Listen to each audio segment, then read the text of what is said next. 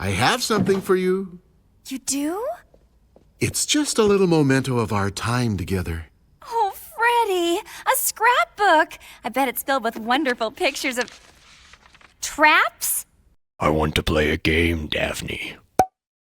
I find the Saw franchise fascinating. It may have garnered a reputation of being an absurdly long series focusing on nothing more than torture porn, and don't get me wrong, there's plenty of it, which is going to make editing this video to be YouTube friendly incredibly difficult. But there's something more to this franchise than the gore that has helped it stand out amongst its other brutally violent contemporaries, something that has captured my particular fascination: the villain. John Jigsaw is a very unique horror villain. Among a crowd of zombie boys with machetes, immoral killing machines, dream serial killers, demons, ghosts, whatever the creeper is, it's pretty peculiar to get a horror franchise villain that's just a cancer-riddled old man acting as a vigilante against people unappreciative of the lives they have. That's also what makes him one of the most fascinating horror villains I've ever seen. He's got a code he lives by, an ideology that motivates him to commit these incredibly brutal acts of murder. And don't let the man fool you that this is murder. Combine that with Tobin Bell's consistently great performances, and you get the Saw franchise's biggest strength. But he also tends to be one of the franchise's biggest weaknesses as well. Not only is he granted a ludicrous amount of Batman-like master planning superpowers and kickstarts one of the goofiest plotlines I've seen with the Hoffman manhunt, but it's John's worldview itself that can damage a lot of what this franchise offers. The rules and philosophies he espouses are really interesting, but because these ideas are things he truly believes, they have to apply to every trap he builds. Unfortunately, they don't, creating a mess of inconsistency that can absolutely obliterate even some of the best traps of the Saw movies, which makes these already stupidly flawed movies even more so. And since I've been autistically hyperfixating on this idea for like the past 2 to 3 years, I figured I'd make a video about it to purge my mind for something more productive, and as a practice in observing how the little details matter. Today we'll be evaluating every trap in the Saw franchise to see just how consistently John Jigsaw follows his own rules, but in order to do so, we must first understand said rules. John Kramer used to live a fairly normal life. He was a successful civil engineer and architect working on some urban renewal projects. He was married to a plank of wood working in addict recovery, and he even had a baby on the way. Life was pretty good, but then one day it all collapsed in on itself. One of the addicts his wife worked with killed their unborn baby, which sent him down a spiral of depression. He basically quit his career and his marriage, and then to make matters worse, he was hit with a terminal cancer diagnosis, which obviously made the depression even worse. This drove him to try to commit suicide, pun very much intended. However, he survived the attempt and found a new purpose in life. To come so close to death gave him a renewed appreciation for the life he had. Now he aims to give others this cathartic experience. This is the main point of the traps. It's not to kill people, it's not senseless violence, as we all know. Killing is distasteful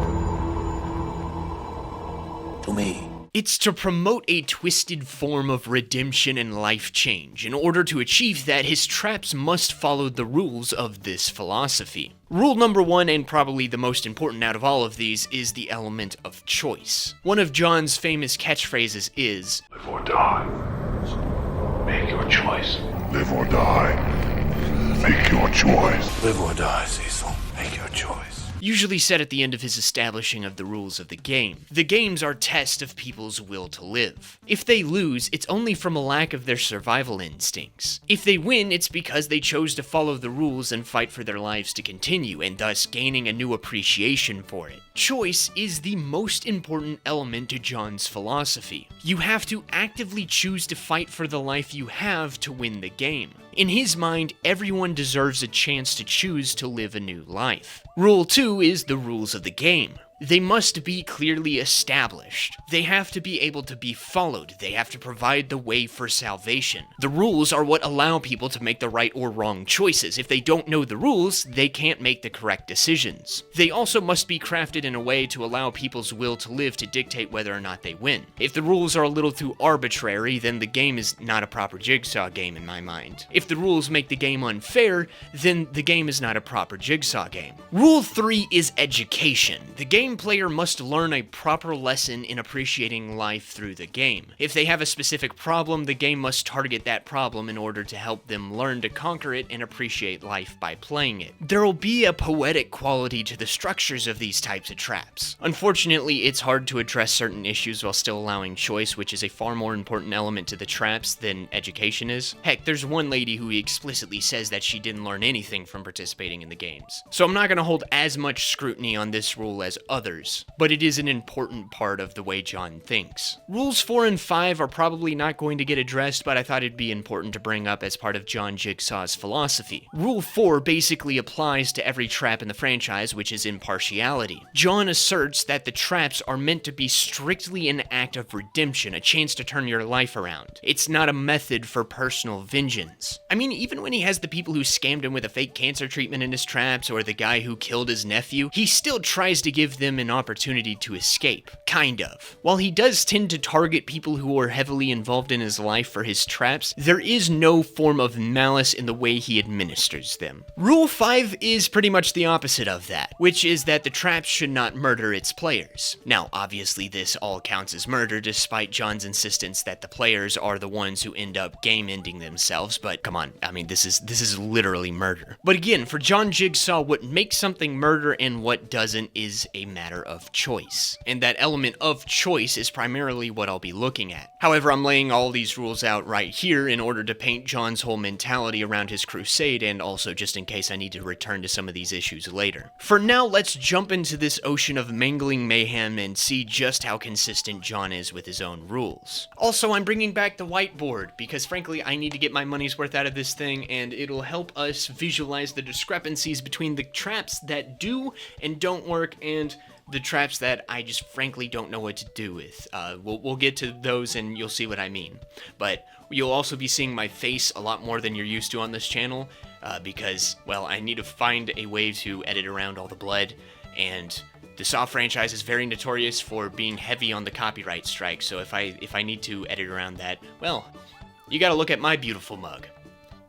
I apologize in advance.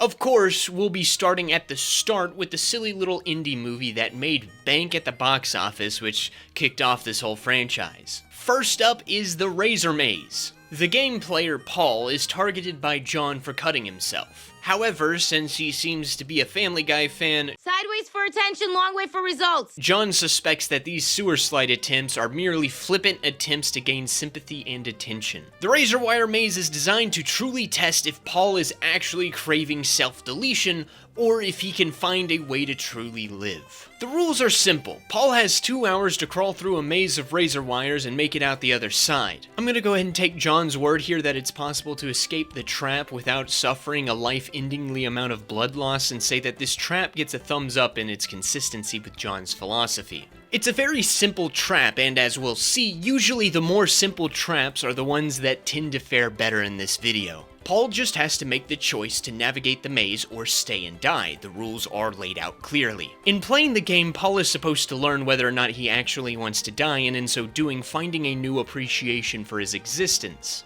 It meets all the rules of the philosophy, with the only wonky element of this being the actual doability of the trap, which again, I'm taking John's word that this is beatable. Though it should be noted that Paul actually tried to beat this trap, proving his will to live, yet died. Now, he didn't exactly help himself by freaking out instead of doing this calmly and efficiently. And also, in John's defense, Paul may have gained a little booze belly since the planning of this trap. You are a perfectly healthy, sane, middle-class male. You sure about that? You sure about that?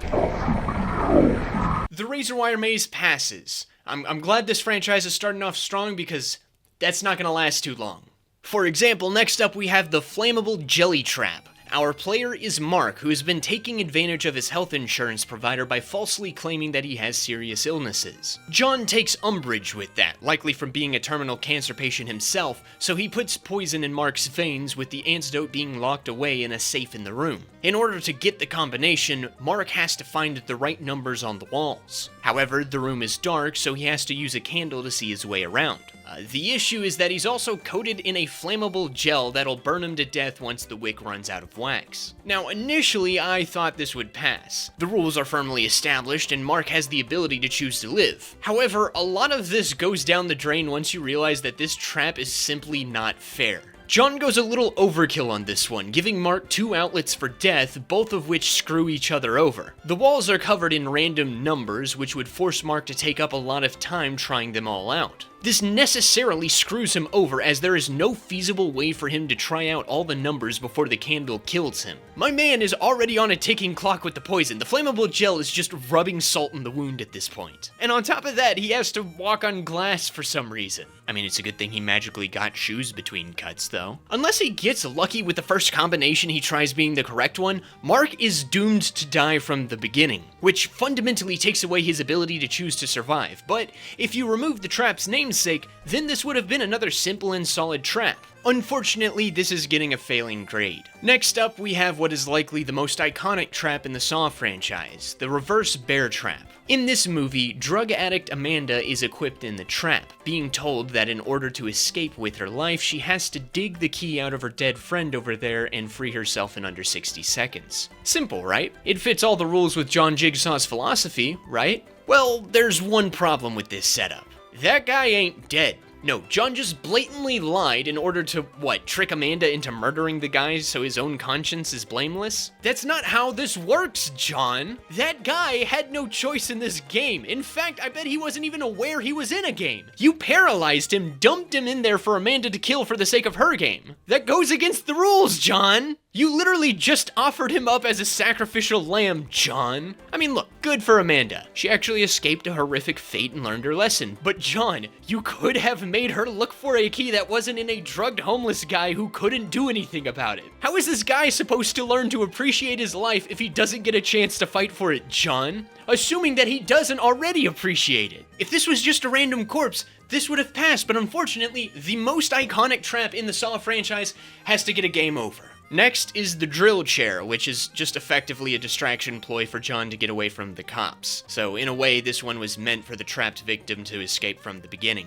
It's hard to really say what the original rules to this trap were gonna be, so the best I can say was that this was jury-rigged on John's part thanks to the police's pursuit. The guy ended up surviving. I'm tempted to give it a passing grade. But of course, this also allows John to directly try to murder one of the cops outright, which directly goes against his principles. I mean, it could be argued that he cut the man's throat deep enough that he'd survive somehow, but I guess for now we're gonna put this in our middle category because, well, much like the name, I'm really effing confused about it. You see what I was talking about? Some of these traps are just really confusing. This leads us directly into the next trap. After an attempted murder on Donald Glover, John Jigsaw flees, chased by the other detective who shoots him in the back. However, this was a trap all along as the detective activates a tripwire that sets off shotguns that kill him. Now, technically this isn't a game trap with all the rules and regulations that need to be adhered to, but the wiki counts this as a trap, so I will too. This trap is utter BS. No rules established, no real choice in the matter is allowed. I mean, the cop's just doing his job, and as far as we've seen in the movie, he doesn't really do anything that indicates he's worthy of the trapping process, so this feels pretty unjustified. Plus, this is just straight up murder here, John. You can't claim this as part of your rehabilitation or redemption process here. You just killed a guy doing his job, especially when you could have escaped without killing him. You literally stayed behind so this guy would get killed. This is a bad trap. Boo this man. Now, the main trap of the first Saw movie is a bit of a threefold one.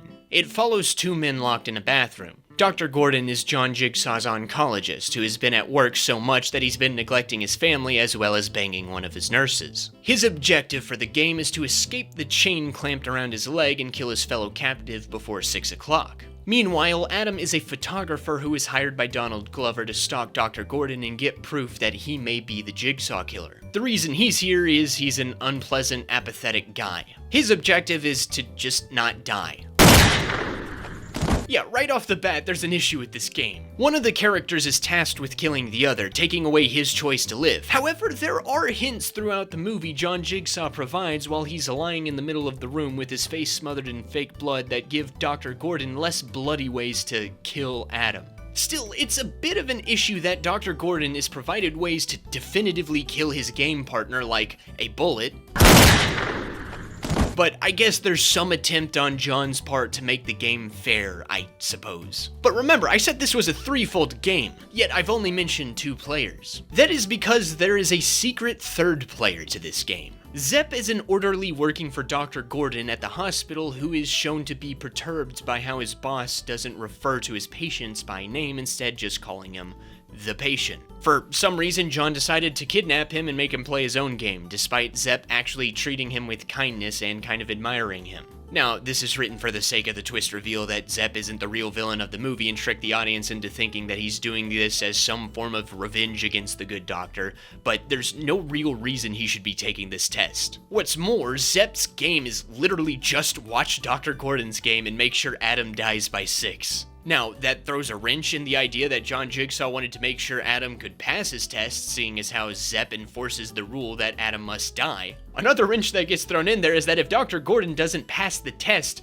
Zepp is to murder the doctor's wife and child. Not only does this blatantly disregard the rule of choice for 3 people now, but the wife and child are completely innocent in all this and shouldn't even have been considered for John's game. John targets those who have no appreciation for the lives they lead. A child really doesn't have the capacity to truly appreciate life. That's part of growing up.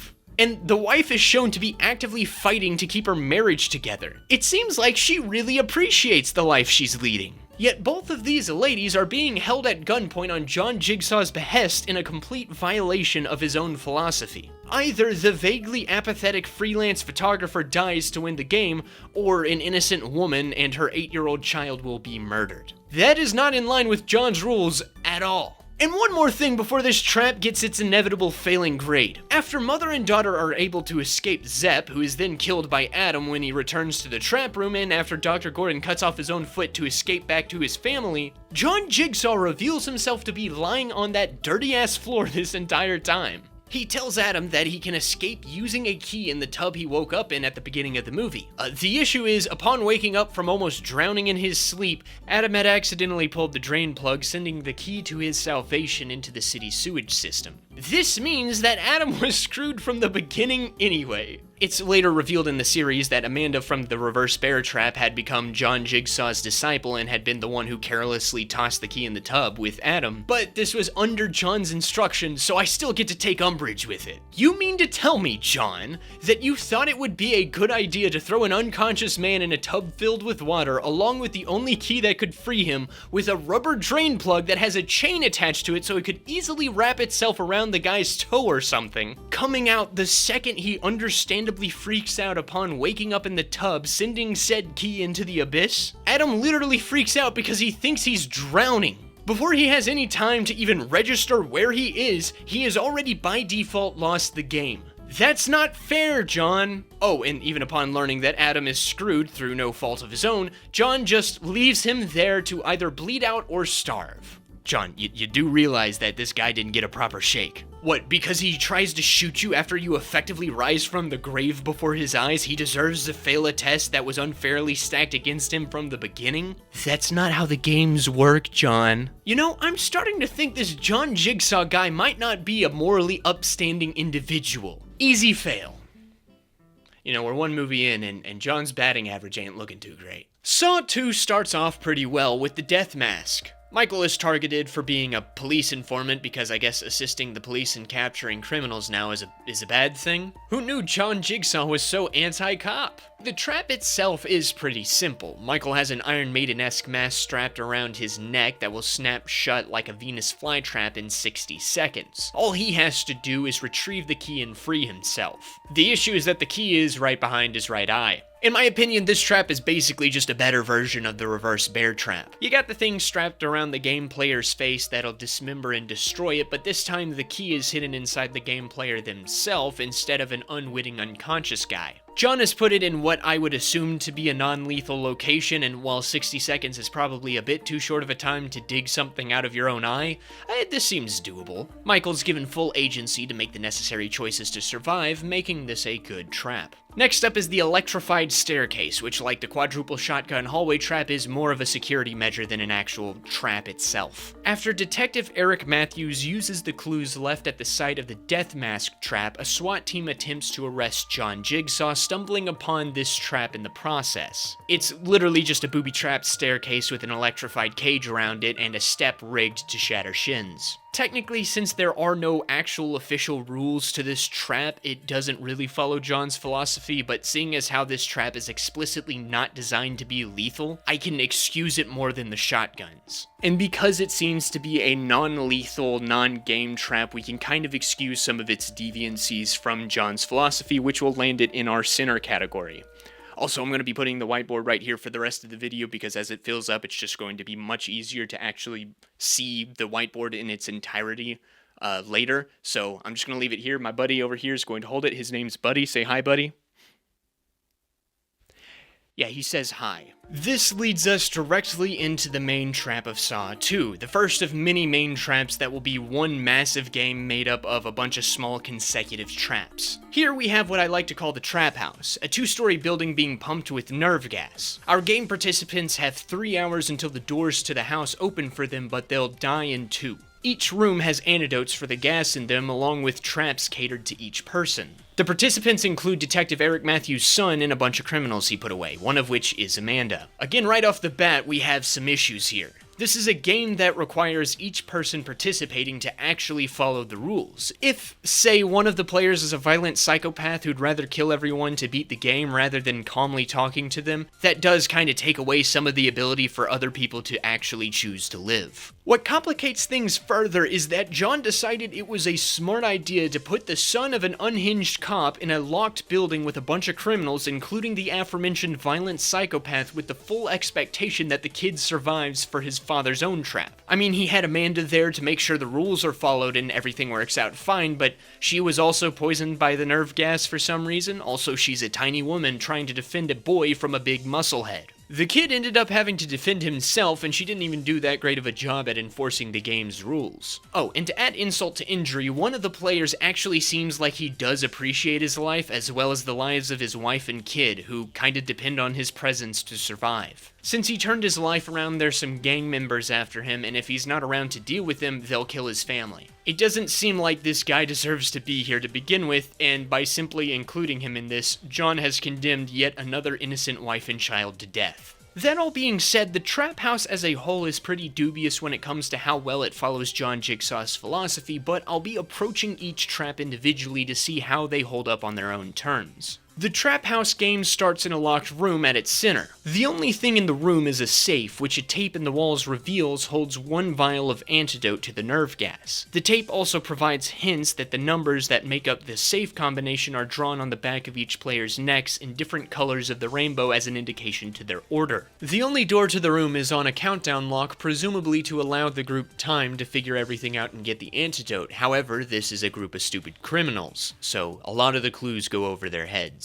Out of all the traps in the Trap House, this is the one that suffers the most from there being multiple players. This room requires collaboration from all the participants so that only one of them can actually be saved. This puts a lot of trust in a bunch of criminals doing the right thing, which I get is the point of the test and wouldn't have a problem with it if it was only for an individual, but since we're dealing with a group of them, this does threaten to take away the agency of those who actually choose to reform themselves. While this doesn't explicitly take away the ability to choose like other traps do, the player's agency is still dubious enough to where I'm going to put this in our little failed category here. There's also a smaller trap that's technically part of the antidote safe room, but it's separated on the Saw wiki, so I'm going to address it as such. I had mentioned that the door to the room is locked on a timer. Well, John had asked the players not to try to open the door themselves and installed a little pulley system attached to a Magnum revolver to dissuade such action. As I've said before, the simple traps are usually the best.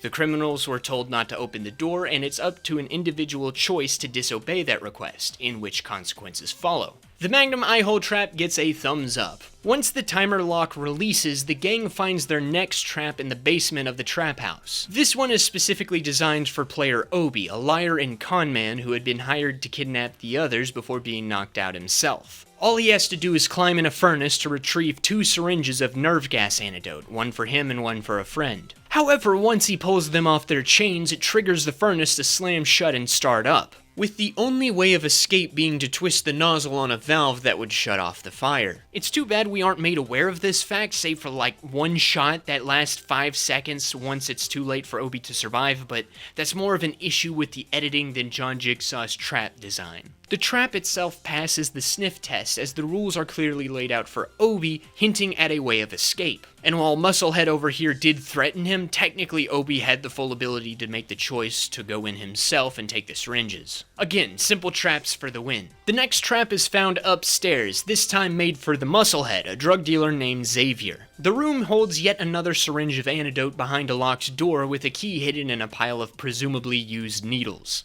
Xavier needs to jump in there and retrieve the key before time runs out and the doors lock forever. Now, as an individual trap, it works fine. In fact, it's not really that lethal, depending on the diseases you contract from the needles. But at least those can be treated once you're done with everything. This is mostly just gross and uncomfortable, so it should get a thumbs up. However, this is complicated by the fact that there are multiple people in this room. Unlike the furnace, where it's pretty hard to actually force someone other than yourself to do the test, this is just a hole in the ground you can push anyone into. And that's exactly what Xavier does. Now, with this being a completely non-lethal trap, at least in the immediate sense, and with Amanda being the one tossed in there, this could have been part of the whole game, in which case that's some smart planning on John's part, but it's not super clear on that front. Plus, it wouldn't really deter Xavier from targeting someone else. Still, this does create a gray area as to whether the game's participant is actually supposed to be the participant, which will land this trap in our ambiguous category.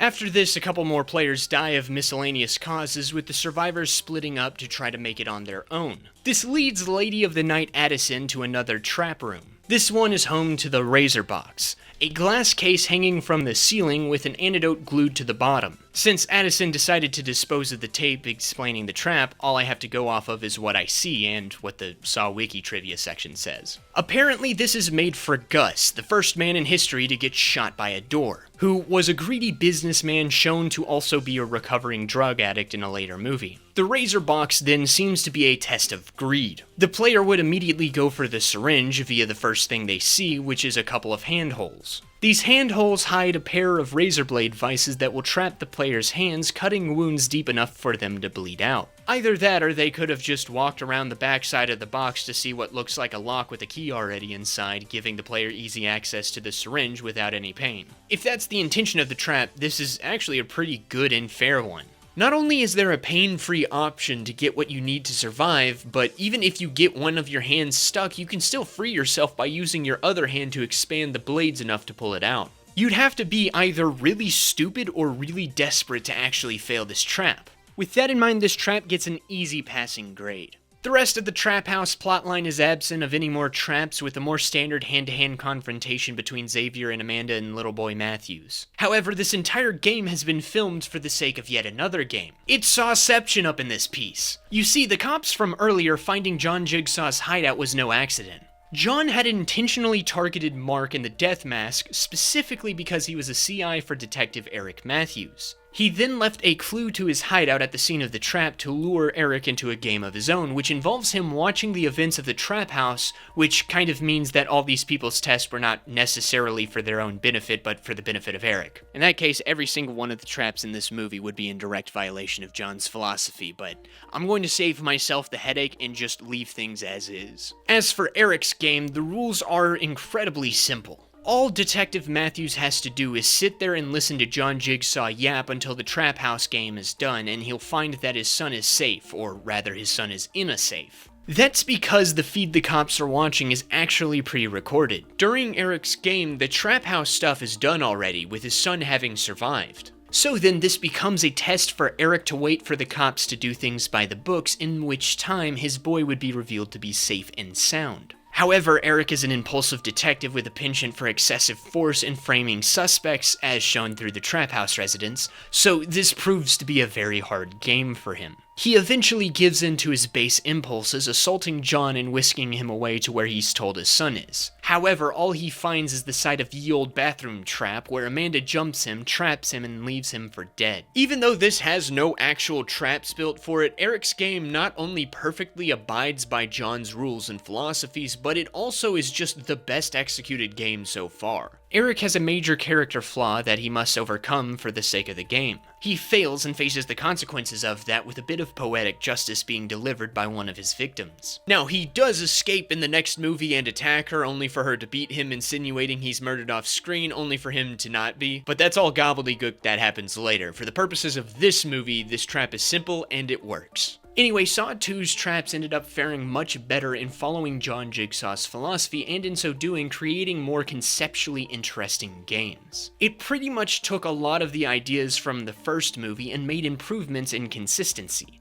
It's not perfect, mind you, the setup for the trap house is dubious at best when it comes to following John's rules, but on the whole, it's a good setup. I'd say I hope that this is the mark of an increase in quality with each installment, but I already know it ain't because the next movie's not gonna fare too good, so let's just get to it. Well, at least Saw 3 starts off well with the classroom trap. We get yet another drug addict, this one named Troy, participating for abusing the privileges he had at birth to become a junkie rotating in and out of prison. Now, it's time for him to turn his life around. Our man has 11 chains attached to his body in what I assume are non-vital places, though the chain in the chin is pretty questionable, especially since the same thing is used to kill someone in about like 4 movies. Anyway, all our boy Troy needs to do is tear some skin to break the chains of his addiction in under the allotted time, which is about 1.5 to 2 minutes, or else he'll be blown up by some nail bombs. Assuming that it wouldn't kill him to remove all these chains, this is a good trap. Troy has to make the choice to remove the chains or die trying. Of course, as always, the time to do it feels a little short, but I've kind of accepted that it's to stimulate the game player's survival instincts. Troy obviously fails once he gets to the chin chain, but it doesn't really matter as the only door to the room was welded shut by Amanda anyways, marking the first of a couple traps that Amanda sabotages. Aside from her interference, this trap passes the smell test. It's not necessarily his fault or him breaking his own rules if the crazy junkie disciple ruined it. The next trap sees Detective Allison Carey, who's been around since the first movie, being strapped into a trap that has these metal brackets around her rib cage. In 60 seconds, these brackets will rip apart her abdomen like a mechanical blood eagle, which earned this trap the moniker Angel. If you're wondering how Carey found herself in this trap, it's because she's allegedly dead inside from having to investigate the aftermath of all these Jigsaw traps. I think you should take some blame on that one, John. But sure, let's punish the lead detective investigating you for becoming numb because of the bodies you leave behind. This doesn't sound like her fault at all. Now, in order for Carey to escape, she has to retrieve the key to her harness from a jar of acid before the 60 seconds are up. Theoretically, this trap is winnable. I'm not 100% sure how freeing herself from the harness would allow Carey to get off of the brackets on her ribs, but this is another trap that Amanda rigged to fail intentionally, so maybe the original design of the trap had a more escapable design to it. Again, barring the sabotage, this trap allows the player to make all the choices themselves to survive, and the rules are well established and simple to follow. While I do have my issues about how taking off the harness would solve the problem of the stomach opening spindles, I'm just gonna chalk that up to Amanda's interference and count this as a valid trap otherwise. You know, Saw 3's not doing too bad right now.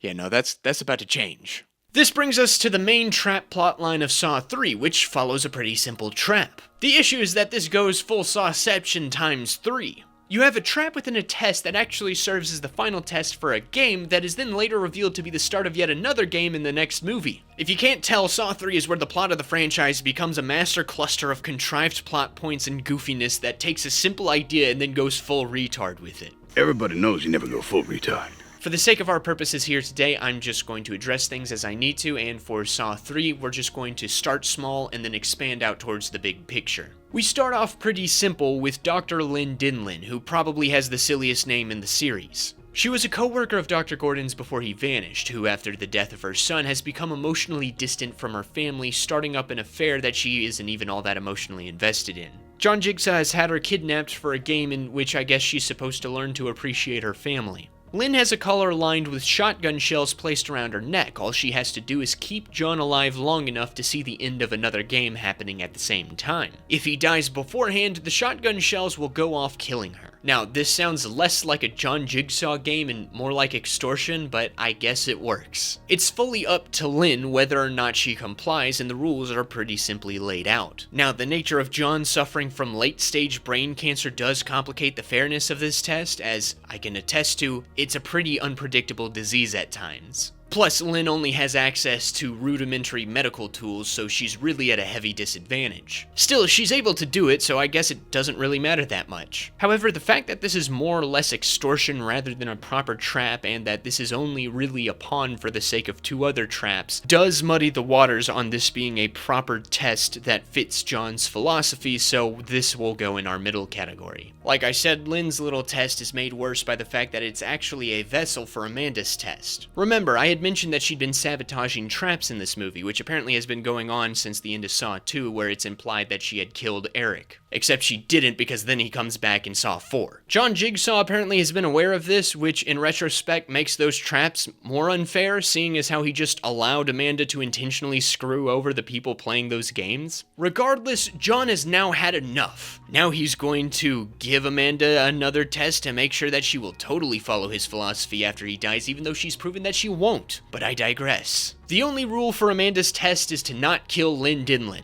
That's it. Of course, John makes this task difficult, intentionally sparking her jealousy by trying to force a special relationship between himself and the good doctor, and by not actually directly telling Amanda she's in a game right now. Because that's how you make a fair game, John. Regardless if she fails, which she does, she'll be shot by a third party who we'll get to in a second. So not only does this take away any and all agency from Lynn Dinlin in her test, since it doesn't really matter if she participates in it or not, if Amanda's just going to kill her anyway, but it isn't even clarified to the game's player that they're even playing the game, and thus couldn't possibly know the rules to said game. If anything, John just made this game for Amanda to fail so she'd get punished for sabotaging his traps. Of course, that would mean that John just straight up condemned Lynn Dinlin to death for the sake of cleverly getting rid of a failed apprentice. Now, it's later revealed that Amanda was blackmailed into purposefully failing her test by another one of John's apprentices, Hoffman, who we'll get to in a bit, but he really doesn't even need to do that as things are presented.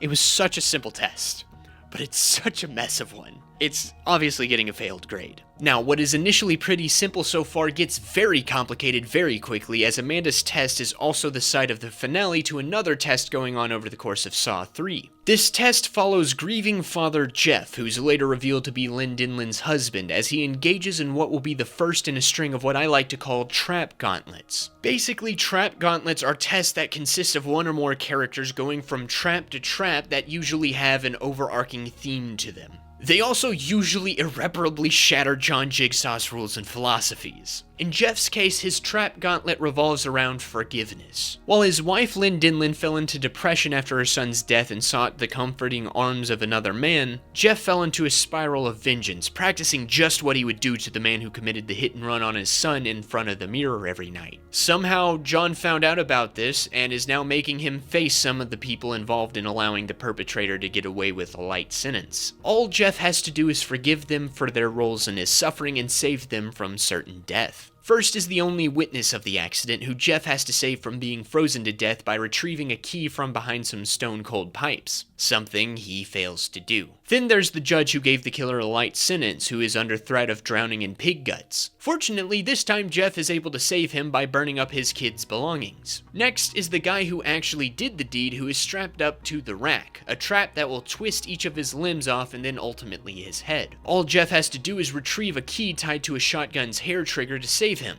Instead, Jeff stupidly gets the judge killed and then forgets how keys work, getting the other guy killed too. Good job, Jeff. The finale of his test brings him face to face with John, who he has to forgive for kidnapping him and forcing him to witness so many deaths today. Jeff fails this, effectively killing everyone in that room before getting into the next movie to kick off yet another test. The reason I brushed over all these traps is because they all share the same exact issue. The person whose life is at stake has their ability to make their own choices taken away and put in the hands of someone else. Someone who seems to really want them dead, by the way. This completely contradicts the main rule that John preaches, particularly in this movie, by the way. The only exception in this gauntlet is the finale, because at least with that, John consented to putting his life in the hands of Jeff, although he did yet again take away Lynn's choice to survive by effectively allowing Jeff to kill her by proxy, so... yeah, I guess all the traps in Jeff's forgiveness tour is gonna get a failing grade. But I'm only writing the tour. I just the one, because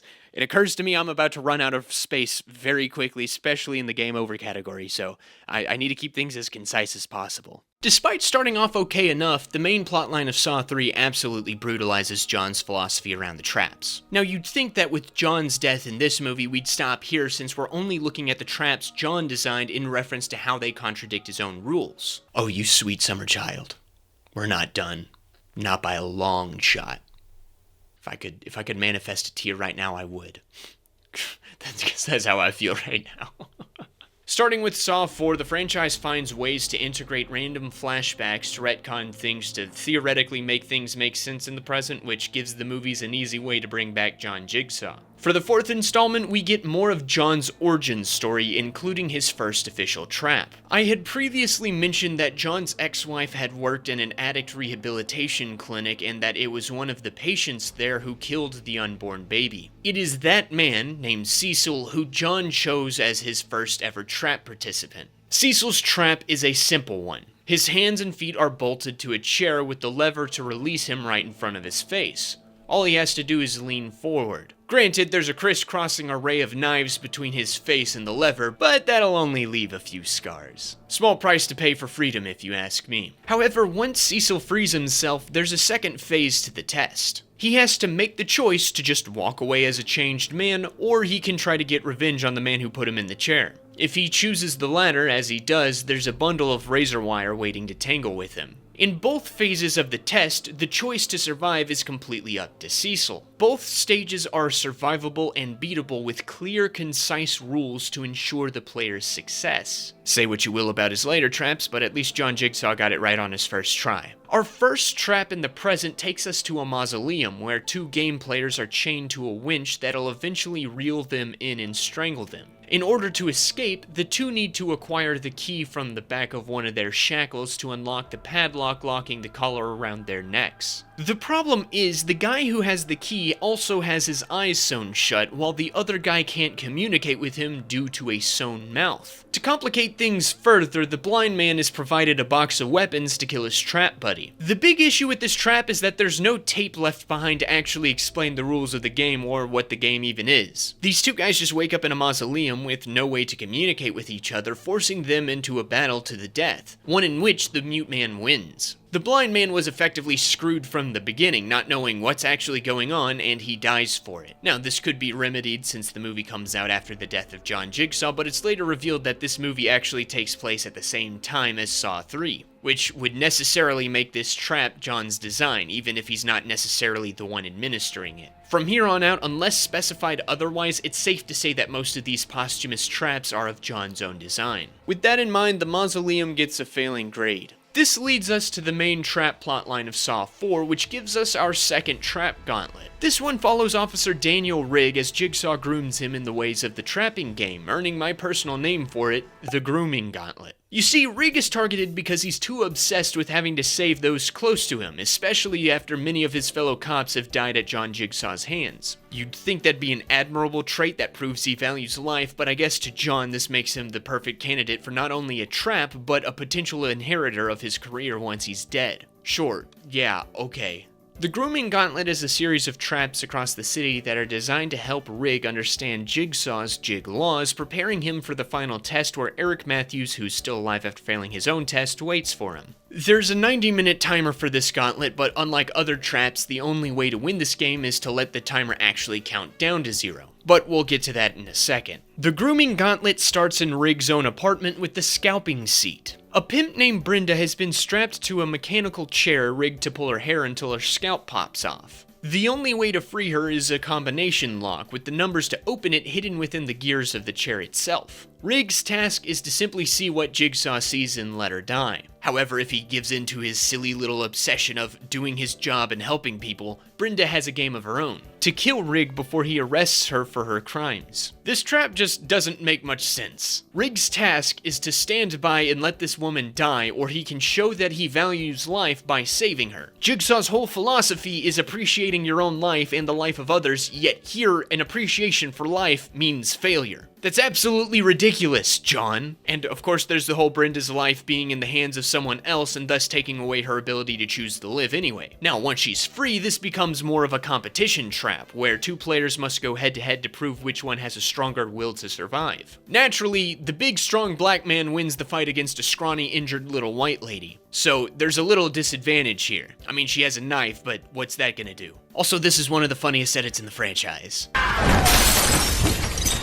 It still makes me laugh hysterically. So, by all measures, the scalping seat is just a complete contradiction of Jigsaw's philosophy. Now, with each trap in this gauntlet, it should be noted that there's a heavy emphasis on Punisher-like justice rather than a focus on appreciating life. While John definitely arranged and designed this game, it is revealed that Rig's fellow cop Hoffman has been the one administering it. It's revealed in the next couple of movies that Hoffman enjoys the punishment side of the traps rather than the redemptive side, so that philosophy could have certainly leaked into the traps here. The only reason I'm still going to cover them is that John clearly was the mind behind this operation, even recording his voice for the rules breakdown, meaning that he approves of these setups. Regardless of Hoffman's philosophy, these traps still spawn from John's. Allegedly. Anyway, after killing a pimp named Brenda, Rig receives a clue for his next destination along with a couple of keys, one of which to a hotel room. So he amazingly races over there, where he's tasked to administer a game himself. This player is Ivan Lansness, a serial forcer of himself on unwilling women.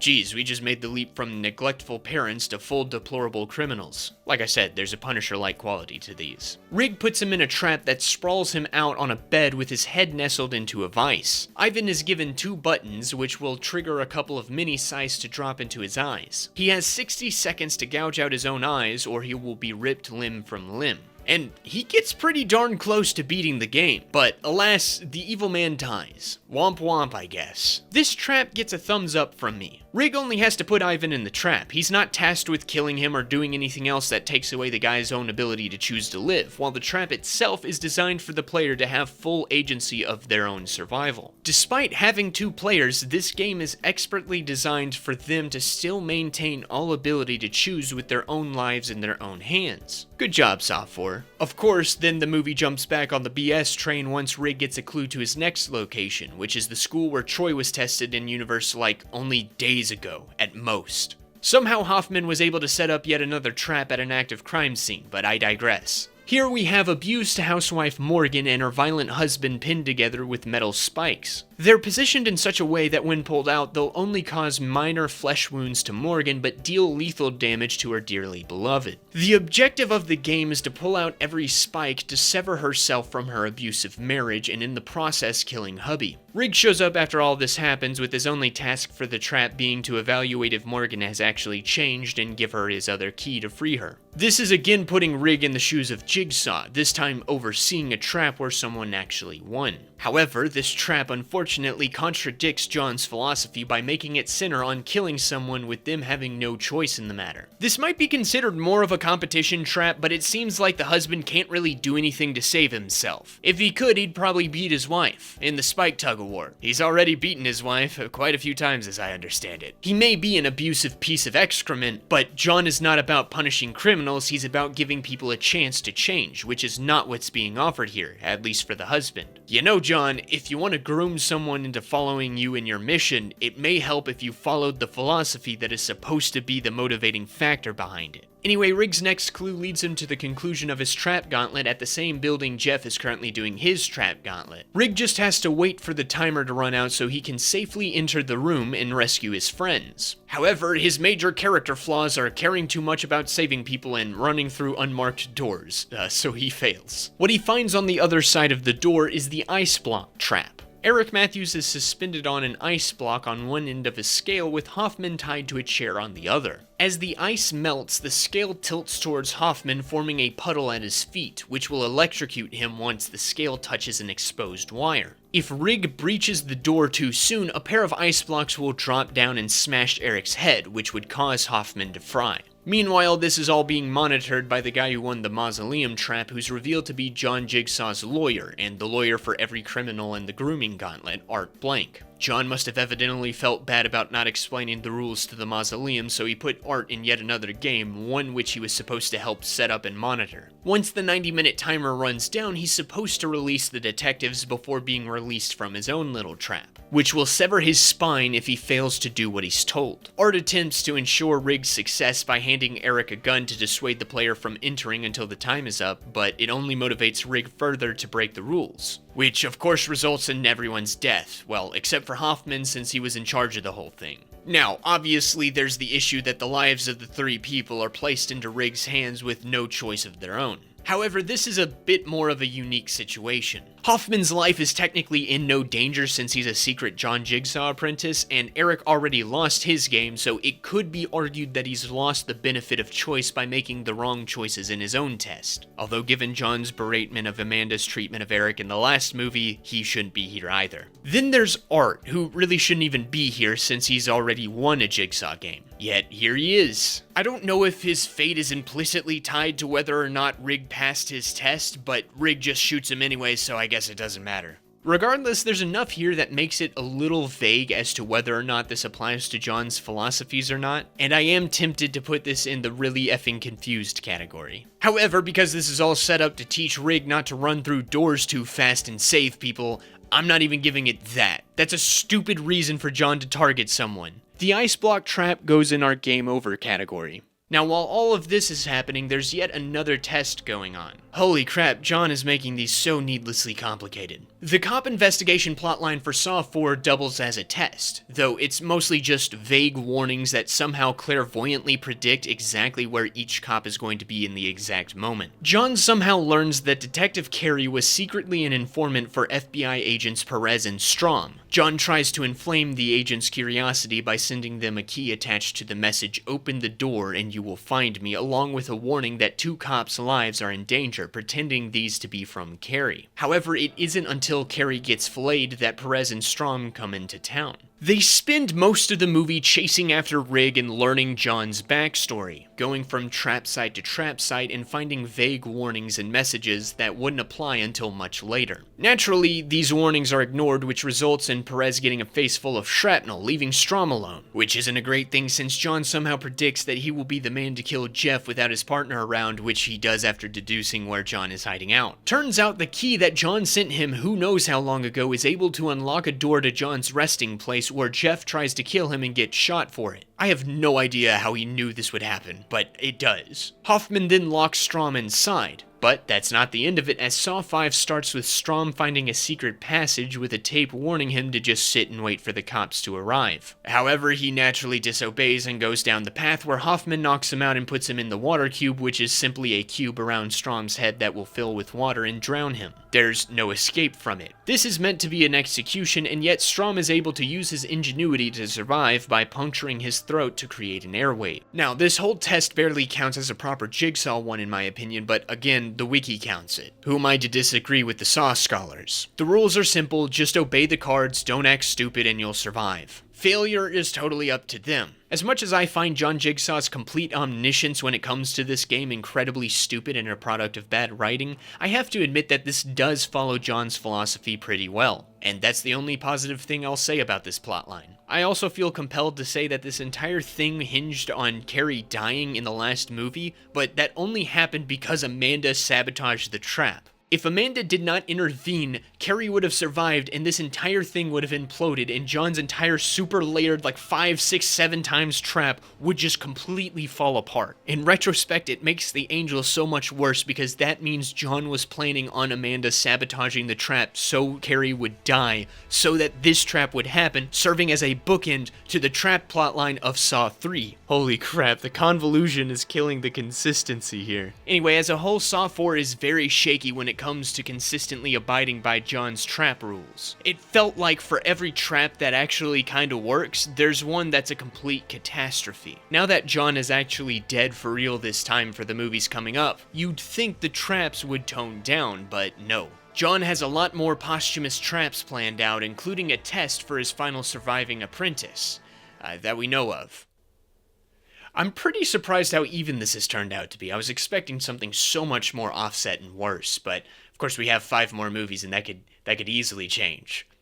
Oh boy, could it change. Saw 5 officially kicks off Hoffman's test as he engages in a cat-and-mouse game with FBI agent Strom. However, because the details of Hoffman's test are so vague, I'm going to skip it for this video. All we get is that John Jigsaw's ex-wife, who by the way would struggle to beat a plank of wood in an acting competition, is supposed to administer it. But when she finds out that Hoffman had blackmailed Amanda into failing her own test, she settles for a good old-fashioned execution. The best I can assume is that Hoffman was meant to do the reverse bear trap like Amanda, but that's the furthest extent we get on what his test would have looked like. There's simply not enough provided to me to make the determination. Now normally this would mean that Hoffman's test would go in our very effing confused category, but because it's not technically administered as far as I'm aware, we're not going to count it. Hoffman's cat and mouse game ends with another trap that we'll be skipping. The glass coffin, as it was clearly devised by Hoffman after Strom surprisingly escaped the fate that John had originally planned for him. I know that we saw John working on it in a flashback, but because Hoffman is the one recording for the tapes in this trap, it's safe to assume that Hoffman just borrowed it for his own ideas. Still, it has to be noted that this is the only trap in the movie that'll actually follow John's philosophy. All Strom has to do is climb inside the glass coffin to survive, but instead he chooses to throw Hoffman in there and dies for it. Sweet and simple. Though of course this is then used to frame Strom as the secret Jigsaw acolyte, which is incredibly stupid since Strom only recently came into town like a couple of days ago. He literally hasn't been present for most of the time Jigsaw has been active. Plus it's not like it even works on anyone. It actually just puts more suspicion onto Hoffman, so way to go there, dude. But this isn't a critique of the story, so I digress. Saw 5 also reveals the backstory of Hoffman, giving us the pendulum trap. However, again, I'm going to skip it because this was explicitly designed by Hoffman as an execution method for the man who killed his sister. It was made entirely separately from John in an attempt to imitate him before Hoffman had even met him, so it really doesn't matter if it follows John's philosophy or not. However, once John finds out about Hoffman's attempt to imitate him, he puts Hoffman in a proper Jigsaw trap, or at least a trap we can talk about for the video. The Hoffman is strapped to a chair with a shotgun strapped under his chin. Boy, John sure loves his shotguns. I mean, we got like one Magnum revolver, but every other time John's used a gun, it's a shotgun. Anyway, Hoffman's arm restraints are tied to the trigger of the shotgun, setting it off if Hoffman moves too much. So, how does Hoffman escape from such a trap? Well, he really doesn't. John yaps at him for a bit, we get the meme. To me. John pulls the trigger to reveal that the gun wasn't actually loaded, and then he lets Hoffman go to become his apprentice. Well, then it's revealed that there actually was a shell in the gun, which I guess means that Hoffman surviving was just luck and that John was fine with murdering him, even though... Killing is distasteful. To me. Really, this was just a scare tactic John used to see if he wanted to recruit Hoffman. There's not really any rules, there's no real choice, and the fact that the gun was partially loaded left things up to chance. I'm not even sure if I should count this, but I'm desperate for traps to count in this movie, so into the trash can the shotgun chair goes. This leaves us only with the main trap plot line of Saw 5, which John had set up before he died and had Hoffman administer. This follows a group known as the Fatal Five, a small band of selfish individuals who each played a role in an arson case that killed 8 people. There's the junkie rich kid who is paid with drugs to burn the building down, the fire marshal who falsely labeled it an accident, a journalist for The Herald who found out the truth and covered it up for money, the real estate agent who set everything into motion in order to steal the property, and the city planner who took bribes to approve it all. These people are put through a trap gauntlet where they're forced to learn the power of teamwork, putting away their selfish impulses to help each other out so they can all leave alive. Of course, it takes until there's only 2 people left for them to figure this all out, but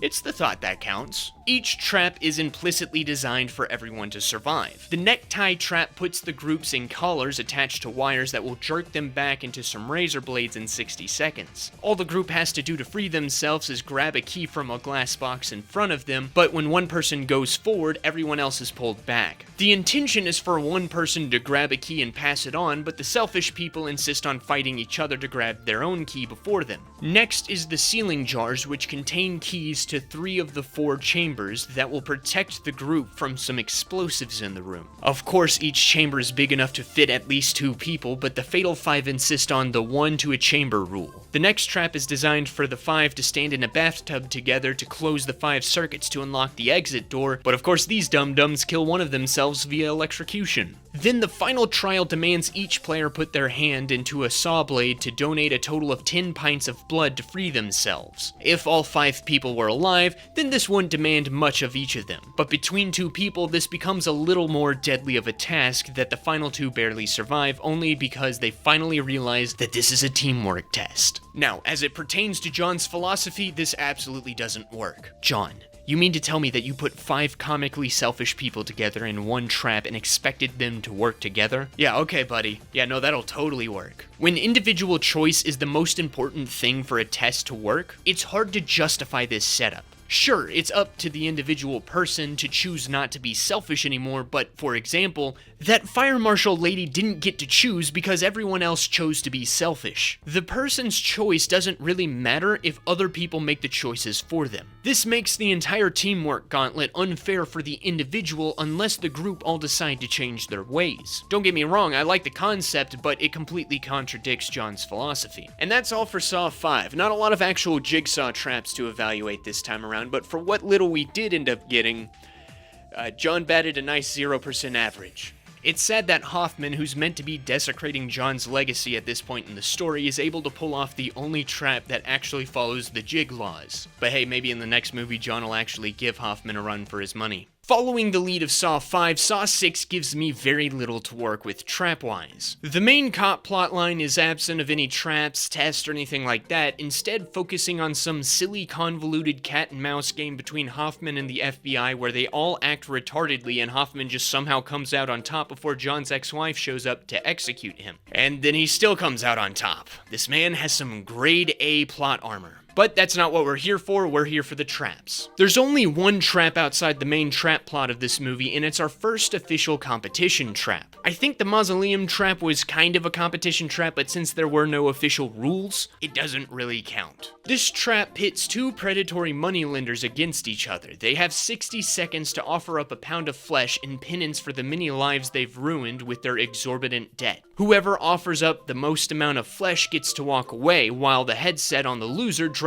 screws into their head to kill them. Now, at face value, this seems like this test goes against John's philosophy. However, I must stress that this is a competition trap. John Jigsaw has designed this to pit 2 people against each other to prove which has the strongest will to survive. The choice is completely up to them how much they are willing to lose to survive. Even when it seems that one of the players has an advantage over the other because he has more flesh to lose, he still loses because his competitor is willing to give up more than him. Now, unfortunately, someone is guaranteed to die in this trap, but the way this trap is set up, the only reason someone does die is because they made the incorrect choice to survive when compared to their fellow game player. In my mind, if John Jigsaw is going to do a trap with multiple victims, this is a valid way to do it in order to abide by his own philosophy. How you don't do it is the main trap plotline of Saw 6, and I feel very conflicted about it. The trap follows William Easton, the manager of a health insurance company, the company that denied John Jigsaw back in the day when he wanted to undergo some experimental cancer treatment from a Norwegian scientist. I mention it because it will surprisingly become important in a later movie. For now, William has developed an algorithm that determines who should be represented by his company based on a list of different factors, but now John will force William to make the same choice of who lives and dies while being forced to see the immediate consequences,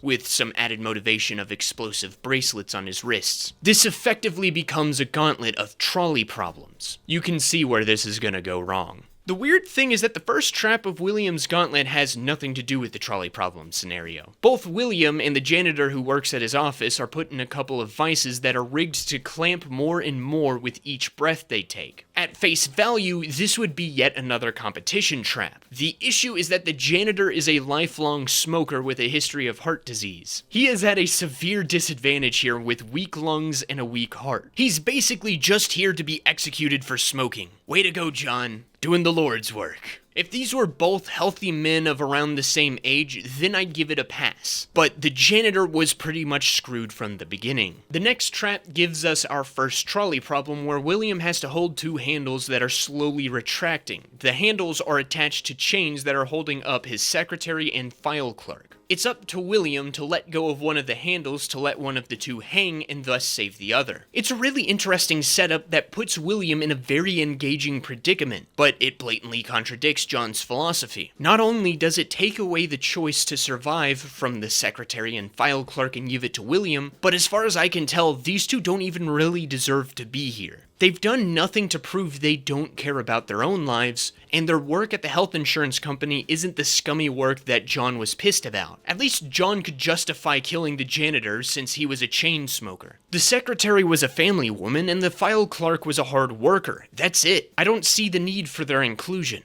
This gets a failing grade, and I know I'm including this particular gauntlet as separate entries while something like the Fatal 5 or Jeff's gauntlet was a singular entry. That's because each trap in this particular gauntlet specifically contradicts John's philosophy in very unique ways. That's why I'm doing it this way. Don't ask questions. Just consume product.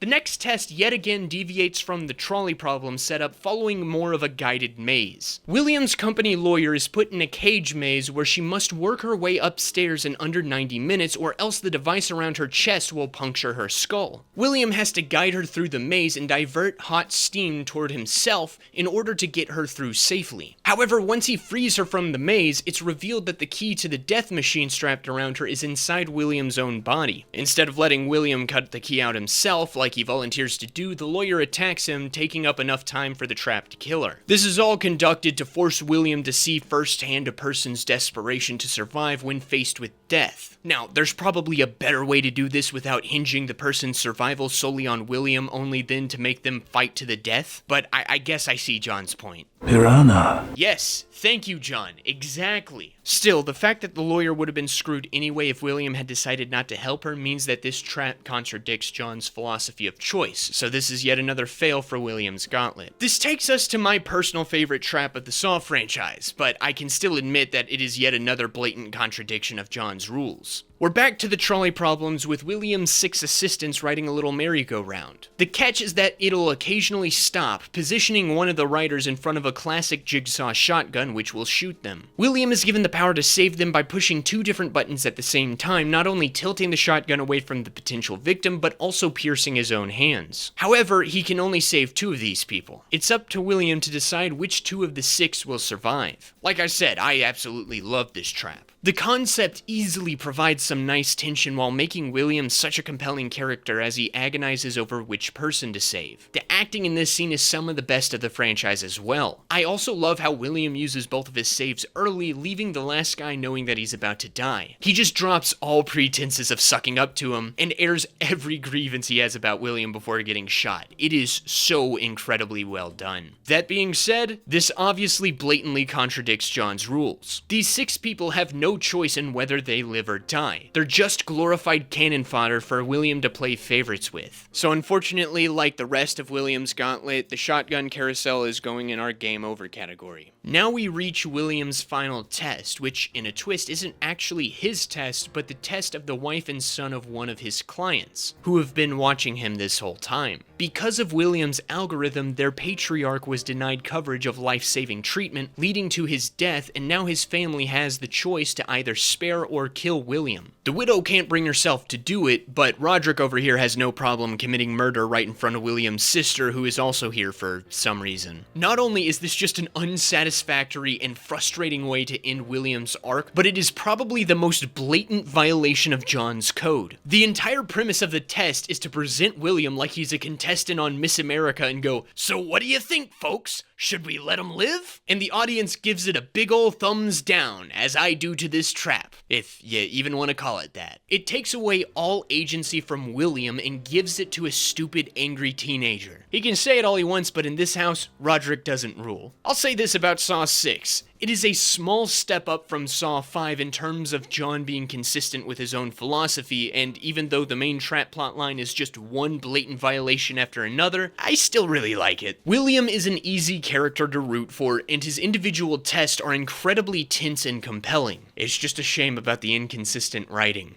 Saw, the final chapter, except it isn't, so it's a good thing that it was marketed as Saw 3D, or more simply known as Saw 3D, closes out the main plot of the first run of Saw movies. Very sloppily, I might add. This movie dishes out a lot of traps, but again, I'm going to skip the ones made by Hoffman for the purposes of this video. That includes the Pain Train Dream Sequence trap and the traps he used to assassinate the cops working for IA, who for whatever reason took over the Jigsaw investigation from the FBI after they all died in a fire. Don't know why the feds didn't send anybody to investigate the disappearances of at least 3 of their agents, but whatever. I'm also unfortunately going to be skipping the car garage trap where the late Linkin Park frontman Chester Bennington is forced into a trap with his friends because they're racist. You, your girlfriend, and your friends are all racists.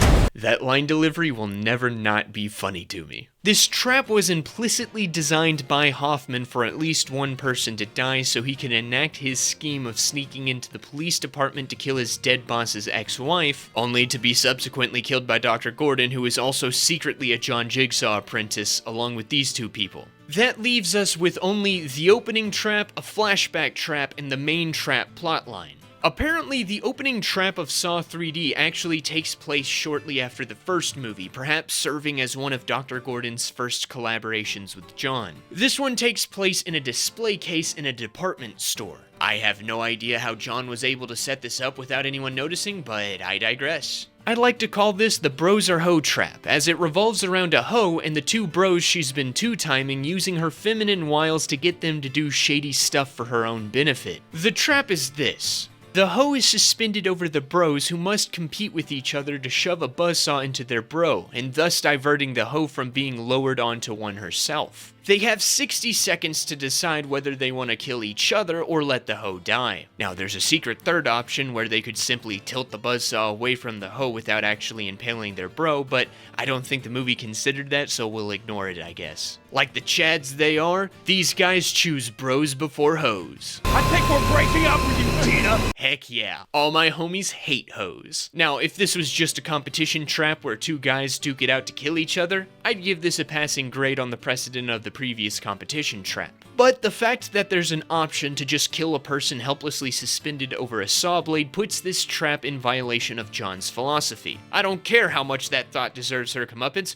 We're here for writing consistency, damn it, not bro justice. The next trap comes in a very brief flashback during a Jigsaw recovery meeting. It's not actually clear who put it together, but I'm going to default my assumption to John, seeing as how there's not a cop dying as a result of the trap, which seems to be a tendency of Hoffman's. This trap pits a woman against her abusive boyfriend, with the 2 of them dangling precariously on some barbed handles or something above a bunch of upturned running lawnmowers. I have no idea how they got up there, and I have no idea how that woman got down after winning. There's also not much elaboration as to the mechanics or rules of this trap, but it's a competition one, where 2 wills to survive clash to see which one comes out on top, so that kind of works. The issue is I have no idea if they just woke up here like this, or if there was a moment where John actually explained the rules to them. We just jump into the trap and jump out of it. So the best I can do is, for the first time in 4 movies, put a trap into the very effing confused category. The main trap plotline of Saw 3D follows Bobby, a guy who got rich and famous by pretending to be someone who survived one of John Jigsaw's traps. John obviously took great exception to that and planned to actually put him in one posthumously. But it's not just a trap Bobby gets put in.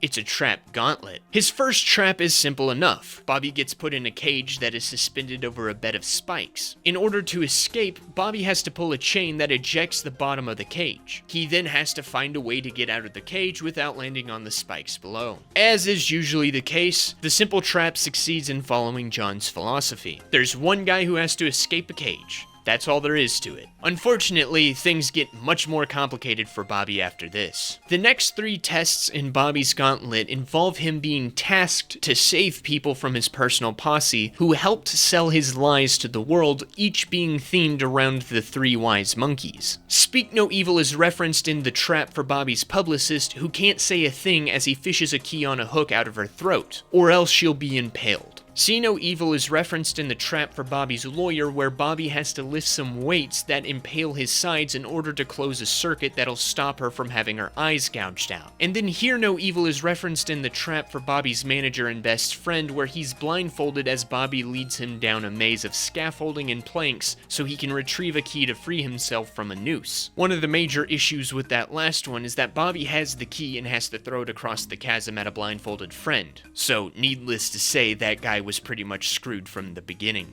Being as far into the franchise as we are now, I think I can confidently put these 3 traps into the game over category and not explain myself that much. Each of these traps require Bobby to perform well for the player's survival with little to no input from themselves. I guess Bobby's best friend could have chosen not to listen to Bobby, but that wouldn't help him much. Outside of that, he's completely reliant on Bobby's instructions. Bobby's lawyer just has to sit there waiting to die, while the only thing Bobby's publicist has a choice to do is to not scream as a fish hook scratches the inside of her throat, which I imagine is not something you can voluntarily suppress. So with that being said, all 3 of these traps are going on the dumpster pile. Now, while Bobby has been doing all of this, his wife has been watching from a platform she's chained to. Bobby finally arrives at this room, but before he can go in, he has one last trap to do. The door to the room is sealed with a combination lock. The numbers to unlock it are on his wisdom teeth, so he must pull them out to see them.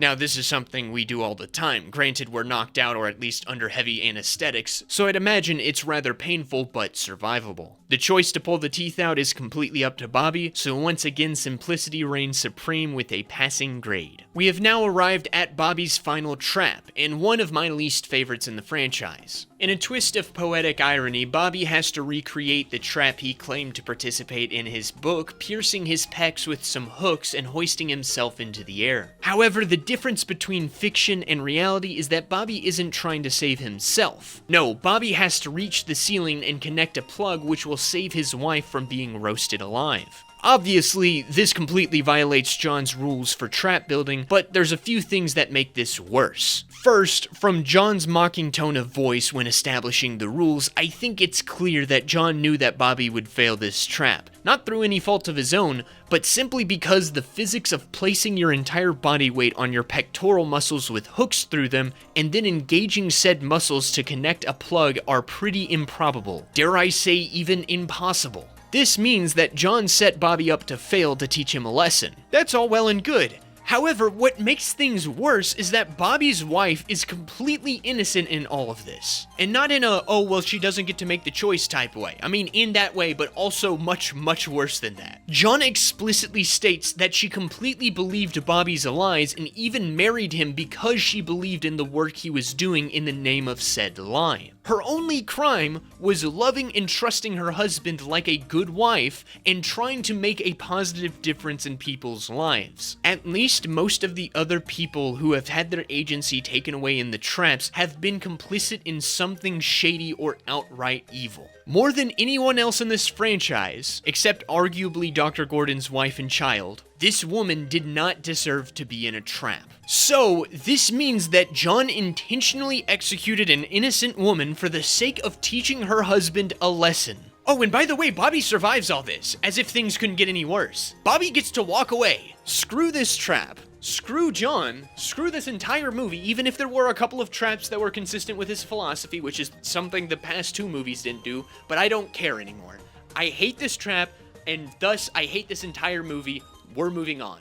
Well, it took the Saw franchise 7 years to release another messy plot stitched together with silly little traps. Jigsaw follows yet another secret John apprentice trying to recreate one of his traps in an effort to get revenge on a corrupt police detective for allowing the man who murdered his wife to go free to do so. Now, this would usually mean I just skip the movie as a whole, but it's revealed that the main trap plotline is actually a giant flashback to John Jigsaw's earliest attempt at a proper trap gauntlet, with Little Billy the puppet making his first debut. For some reason with LED eyes and on a high-def TV. I guess John's a time traveler as well as omniscient. Therefore, we'll take a gander at John's first trap gauntlet to see how well he followed his own philosophy so early in his career. The theme of the game is confession. Each player has played some role in the death of someone else, and John's desire for them is to confess their crimes. You got a junkie who stole a woman's purse, which included her inhaler, leaving the poor woman to die of an asthma attack, a guy who sold a motorcycle with a faulty brake to John's nephew, resulting in the kid's death, Ryan, whose party-hardy ways as a youngster caused 3 deaths in a car wreck, John's neighbor who committed post-birth abortion and framed her husband for it, causing him to commit suicide, slide, and the hospital attendant who accidentally swapped the labels on John's brain scans, causing his brain tumor to be detected far after it was too late to treat it. Through this trap gauntlet, they will face their crimes and confess them.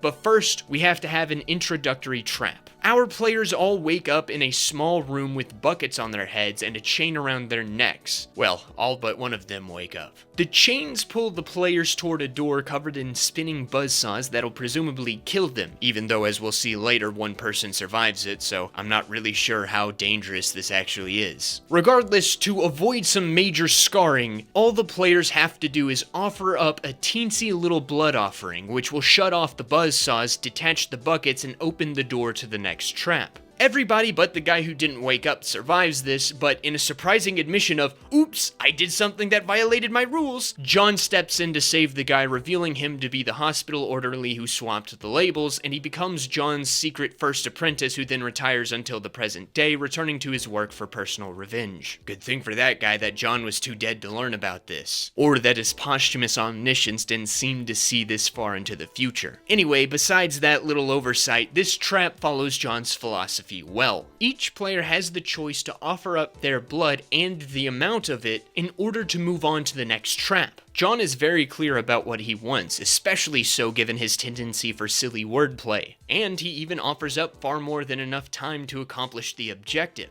And Jigsaw's starting off well with a big thumbs up, but as we learned from the last movie, things can always go downhill. The next room reveals to our players that the game they're participating in takes place in a barn. Here, we get our first trap that explicitly targets one of the murderers. The junkie is tasked with confessing her crimes, and it's revealed she's been poisoned. The group is presented with 3 vials. One full of the antidote to the poison, one full of harmless saline water, and one full of acid. Each vial has numbers, but only one is significant to the junkie, as it depicts just how much money was in the asthmatic lady's purse, that one being the antidote. All the junkie has to do is inject herself with it to save her own life and the rest from being hanged, or she can irrationally refuse to confess her crimes and let everyone die. Thankfully, Ryan is willing to take some action to save everybody's lives. Well, almost everybody. I will say that only one of these could feasibly be the antidote. I mean, who besides Elon Musk casually carries $2,000 cash in their purse, much less 964,583? The junkie even singles the correct syringe out, so Ryan could have just stuck her with that one instead of all 3. But I guess he was in the middle of being hanged because of an irrationally indecisive woman, so some overreaction is understandable. Now, this trap is a complicated one to try to fit into John's philosophy. There are a lot of different ways this could play out. The way the trap happens in the movie actually does fit into John Jigsawism. The junkie made her choice not to survive by refusing to confess her crimes and take the right syringe, so one of the other players then makes their choice in favor of their survival. Both are able to independently make their own choices, reflecting their own will to live, with the person lacking it dying from her own choices. Of course, the other 2 don't get a say in the matter, but realistically, either of them could have easily interjected here. Alternatively, the junkie could have agreed to make her own choice, choosing right or choosing wrong with different results. results. Again, if she chose not to, the others could have intervened. However, I find it interesting that this is the only trap in which one of the players could actively refuse to play the game, revealing their weak will to live, and yet still survive. In this instance, if Ryan had chosen to inject her with just the right vial, the junkie would have failed her test, but she would have lived to continue playing the game. Again, she would have made her own choice and Ryan would have made his, so it kind of fits in the philosophy. It's a hard trap to categorize since it feels like everybody has the ability to make their own choices, but whatever choice is taken can impact the fate of someone else despite their own choice. The players aren't necessarily robbed of their ability to choose like other traps, but the clashing choices could have created results that don't properly reflect someone's will to live. I don't know, maybe I'm overthinking it. My uncertainty around this trap is going to land it in the no man's land. With the gang being freed of their neck chains, they stumble into the next trap, which is a bit of a strange one, as it's technically crafted as a punishment for Ryan disobeying his graffiti rather than a properly planned test. Seeing as how this punishes not just Ryan, but also the other two for his indiscretions, it's already not looking too good for this thing's evaluation.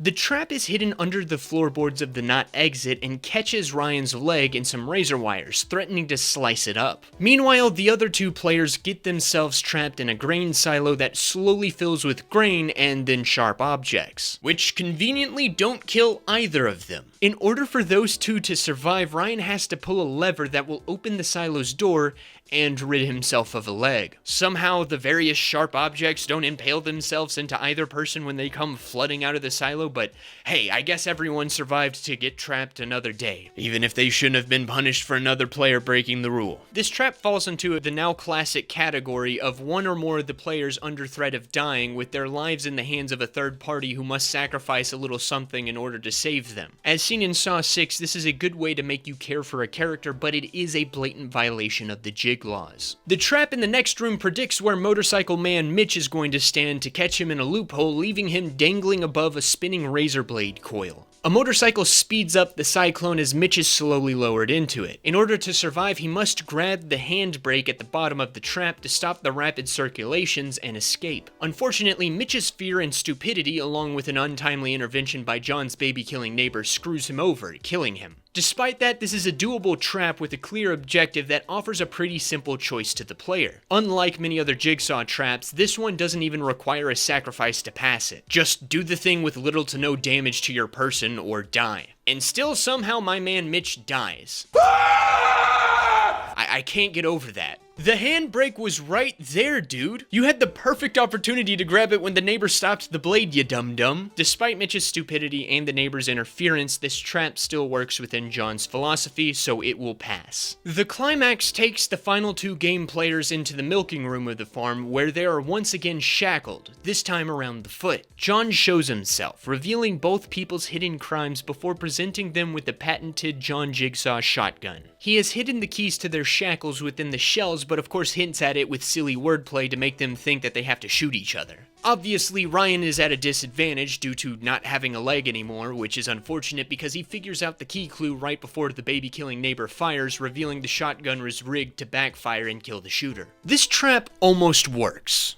Almost. The person who chooses to try to kill the other after an entire trap marathon punishing them for being murderers gets killed for their own choice. The other person is not in real danger of being killed, leaving them to make their own choices. The issue is that the keys in the shotgun shells are destroyed, screwing over the other person even if they figured out how to escape. Ryan beat the game. And yet John leaves him there to die for no reason. You saved the other guy, John, but you just left Ryan there to die because this woman is a bloodthirsty baby-killing maniac? That's messed up, dude. If John had freed Ryan, I would have given this a passing grade, but the fact that John abandoned this guy who made the proper sacrifices, realized that one shouldn't be quick to hurt another person, and even solved John's clues to die unfairly. I feel like I'm losing it. I'm getting upset with a serial killer for not following his own rules for how to kill people. If John had simply freed Ryan at the end there, Jigsaw would have fared better than most movies in the franchise in following Jigsawism. Unfortunately, this movie only strikes an even balance between the traps that do and don't follow the rules, with one being pretty nebulous. Next, we'll be skipping Spiral since it has nothing to do with John. It is simply only from the Book of Saw. What book? I don't know. What, did John write a manifesto to explain why he keeps breaking his own rules? That'd be useful to have. Anyway, that means we're jumping to the most recent release of the series, Saw X. This movie takes place between Saw 1 and Saw 2, following John as he pursues that Norwegian cancer treatment he was talking about in Saw 6 in piss-drenched Mexico. However, it turned out that the whole thing was a scam, so now John is going to put all the people involved through some treatment of their own. I guess that means we're making the franchise's deranged villain into a hero. What a time to be alive. Anyway, we're going to start with a trap that has absolutely nothing to do with that. The eye vacuum trap that is all over the marketing for this movie never actually happened. It's a hypothetical trap that John drums up on the spot, but because that trap is from John's own mind, it counts for the purposes of this video. Upon witnessing a janitor at the hospital considering some light robbery of an injured patient, John whips up a trap in his mind that would have seen the guy strapped to a chair with a tube mask on his face that threatens to suck out his eyes unless he turns a dial to break his sticky fingers. It would have been a pretty simple trap, and the guy wouldn't have even died no matter which way the trap had gone. Still, in concept, the trap follows the jig laws quite well, putting the choice solely in the player's hands, or rather hand. It would have taught an effective lesson about stealing, with a lot of the elements from what John is witnessing being reincorporated into the design. No wonder it was used for the poster, despite not even actually happening within the movie's plot. The first trap to actually occur during the course of the story happens when John targets the first of the cancer treatment scammers. Diego was John's taxi driver who also moonlighted as a doctor doing the cancer treatment. In return for his hard work, John has plopped him in a warehouse with pipe bombs hooked to his forearms and scalpels duct taped to his hands. He has only a couple minutes to cut the bombs out of his arms before the time's up and get away from the explosion before, he dies in it.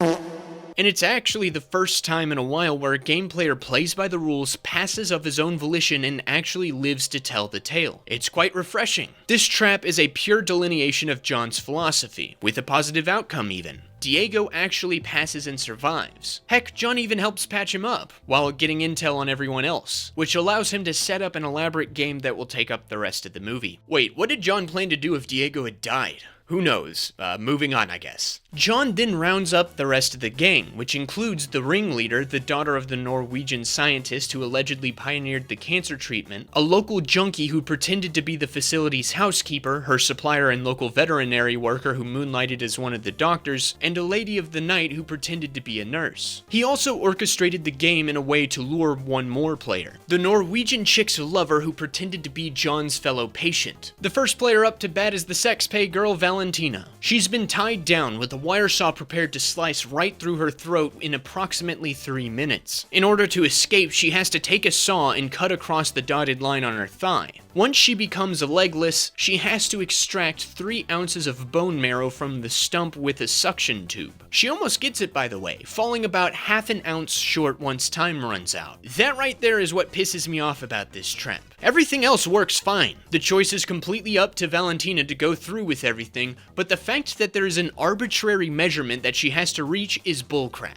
This effectively creates a situation where Valentina does everything required of her, proving that she has the will to live, the main thing John is testing in his traps, by the way, but she can still fail because the flow of her marrow is too slow to get the amount of it she needs. The 3 ounces is a stupid rule that completely challenges the point of the traps and rules and the philosophy.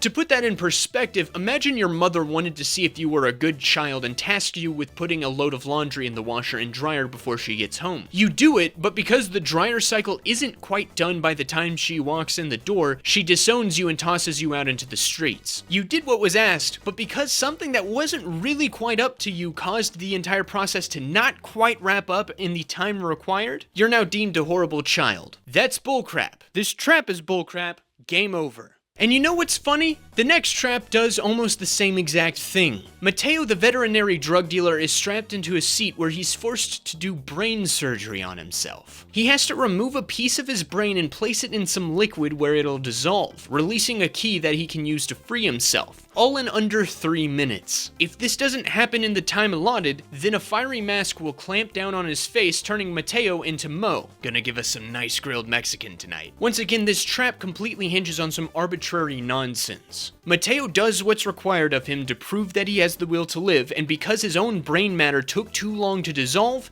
he dies. That's not his fault. He did what you wanted, John, and he still died because your trap didn't work fast enough. I'm willing to take your word that one can remove a piece of his brain and survive. The brain is a fascinating piece of biological art, intricately stitched together in ways we silly humans can't even understand yet. I'm willing to believe that it'll fix itself up after losing a tiny piece of gray matter. What I won't buy is that this trap is at all fair or fitting with your philosophy, John. Well, at least the next trap redeems things a bit. Junkie Gabriella is suspended by a wrist and an ankle in front of a modified X-ray machine that will kill her with radiation unless she can break one of her limbs with a mallet to swing out of harm's way. John includes a bit of a cheeky twist where the machine will follow her when she breaks her ankle, forcing her to break her wrist as well. It's a bit overkill, but at least it doesn't make things unfair like the other two traps. Through her sheer will to live, Gabriella is able to pass the test. The choice is hers, so the trap will pass as well. The climax of these games gives us a very complicated bit of 4D chess from John that kind of feels a bit convoluted, but I'll do my best to break it down. So the final two players are the scam ringleader Cecilia and her lover Parker. Parker arrived after the game started upon receiving a phone call from Cecilia, which was secretly allowed by John. Parker pretends to be a fellow patient scammed by the treatment for most of his time there, but John still puts him to the test. All he has to do is sit and watch. His only rule is not to retrieve the gun he brought with him, which has been stowed away by a duffel bag that John claims holds the money he stole from Cecilia's fraudulent company. It seems like the initial plan for the final test is a platform that seesaws between the two people strapped down on either end, with whoever tilted down getting boarded with blood. I mean Kool-Aid. YouTube, this is Kool-Aid. In order to free that person from being boarded, their partner has to pull a lever that'll put them under the same torture. I guess this was designed for Cecilia and Parker to put their love or something to the test to see if it's just as fraudulent as the cancer treatment. However, Parker breaks the no-gun rule and frees Cecilia from the game. Cecilia decides to be extra dickish about it and puts John in the trap himself alongside a random Mexican kid who is outside that John had like one scene with prior to this. So while those two are doing the Kool-Aid seesaw, Cecilia and Parker go upstairs to retrieve the money they stole that John stole from them. However, this is revealed to be the actual trap, triggering a failsafe that frees John and the random Mexican boy and traps Cecilia and Parker in what was thought to be the safe room. The room starts to fill with gas that'll end up killing them, with their only form of salvation being a hole in the wall. However, the two must fight each other to survive. Cecilia ends up stabbing Parker and winning, but I'm not really sure if she'll be able to walk out of the room at some point or if she'll just eventually die sitting there. I mean, there's a 10-minute timer counting down, so maybe she'll be able to go free when it hits 0. Editing Spidgy here, I just discovered a deleted post-credit scene that confirms exactly that. Cecilia gets away, presumably to set up something that happens in the next movie next year. So back to the video, I guess.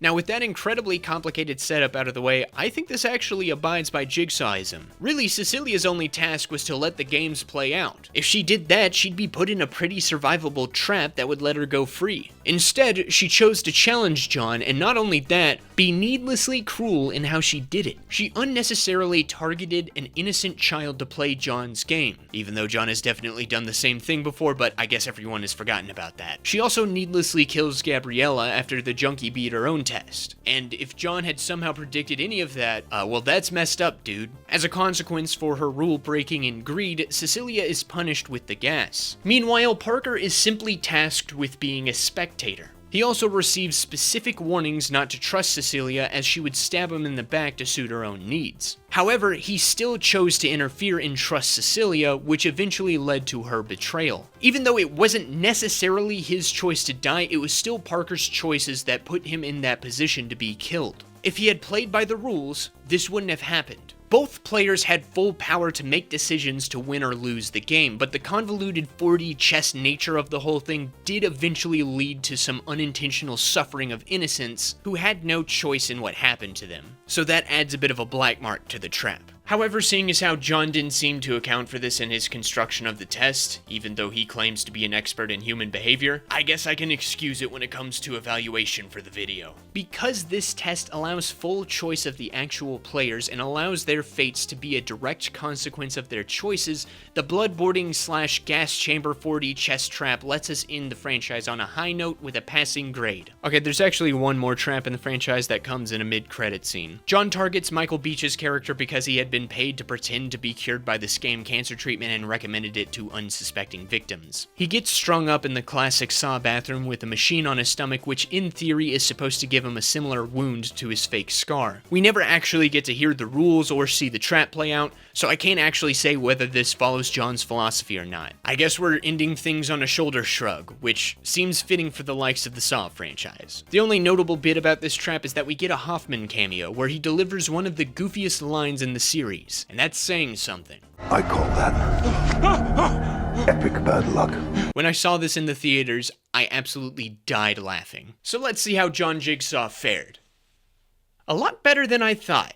By my count, there's about 20 good traps, providing a lot of simple and straightforward ones, but also a handful that add some clever twists and developments on the trap structure. However, that also leaves us with 33 traps in the Saw franchise that completely contradict the philosophy of the man designing them. John Jigsaw and his entire worldview makes him an interesting character for sure, but because he has such strong and rigid regulations and rules to what he does, it creates many objectively flawed traps, even the ones that I personally like. But hey, maybe that's the point. Maybe John Jigsaw was intentionally written to be this Ted Kaczynskian character who spouts mad rantings that have a kernel of truth within them just as this thin excuse to kill people. Or maybe it's just inconsistent writing. My money's on the latter, especially since these movies seem to think John's making a point. This starts in the first movie where Dr. Gordon makes sure to clarify that John Jigsaw doesn't technically kill people but lets them make the choice to kill themselves. This then becomes a thread throughout the movies where individual characters or even whole movies seem to endorse at least part of his philosophy. Heck, John even becomes an anti-hero in the new movie. There's really only one character to challenge the ideas behind the traps, but she's overshadowed in her 2 movie appearances by main trap plotlines where a life insurance provider with an unfair system and a saw trap grifter are taught lessons and punished for their sins. That's all well and good as a concept to explore some complex ideas about going through trials and tribulations to make you appreciate your life, but that cannot work if John is constantly violating his own philosophy. You can still make good and clever traps with those constraints, yet more often than not, this franchise chooses to ignore them, creating many flaws within the movies, on top of all the other goofy stuff this series does. I get it, these are meant to be silly gore fests with cool traps in them. It's not that deep, but I'd like to borrow a quote from a show I just watched called Heels. It's about wrestling, but I think it applies to this. It's grown men in costumes pretending to hit each other. It's supposed to be fun.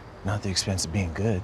Even goofy, silly gore fests designed to appease the bloodthirsty mobs of gorehounds can still have good writing, or at the very least be consistent with their own rules. This consistency could allow for some clever exploration of the ideas that John Jigsaw espouses and use it to flesh out some interesting themes while also indulging in the over-the-top blood and guts that the core audience enjoys. There are actual interesting ideas that John has. Yes, he goes too far, what with the murder of it all, but there are seeds of truth within his insane ranting. We as people often don't appreciate the lives we live. We're too busy wallowing in our own self-pity, comparing our lives to others, wanting to tear down and sabotage those we envy, taking advantage of others to get ahead, destroying others for the sake of our own hypocritical self-righteousness, wasting hours of our lives on unproductive activities without working towards something more, etc., etc. There is purpose and meaning to our lives, but we tend to get too distracted by our own selfishness and self-indulgence to discover it. It shouldn't take such disastrous events like coming so close to death, poverty, or whatever rock bottom you can imagine to spark this realization, but it often does. If the traps were more properly written to encapsulate this idea, it would only strengthen John Jigsaw's guise as the embodiment of the extreme situations we encounter that force us to realize how precious our lives and the lives of others are. Would it not be cool if the Saw movies posed the task that John Jigsaw himself gives each of his players, when he actually decides to explain the rules to them, that is? Maybe there actually could have been a solid takeaway from this video instead of whatever this ended up being. But you know what? Maybe there is. Maybe John Jigsaw can teach us something. Are we going to appreciate the lives we live, finding purpose in it, devoting ourselves to helping others, seeking to better society, strengthening the bonds we hold with those we love, or even just putting a smile on someone's face with a really silly and pedantic YouTube video? Are we going to waste away, indulging in our selfish desires, developing apathy about the world around us, becoming nothing but self-serving individuals who harm ourselves and everyone else in our lives for the sake of our base instinctual whims? Are we truly truly going to live a fulfilling life worth living, or simply exist in this living death of emptiness? To put it more simply, and in a way to give the video a solid line to end on, live or die, the choice is yours. The movies are still bad though. Thanks for watching, stay blessed, happy spooky season to all of you. Stay safe with your trick-or-treating and whatever other traditions you guys follow. Especially stay away from those angry old men with terminal cancer and engineering degrees. I hear those can be quite dangerous. I'll see you next time.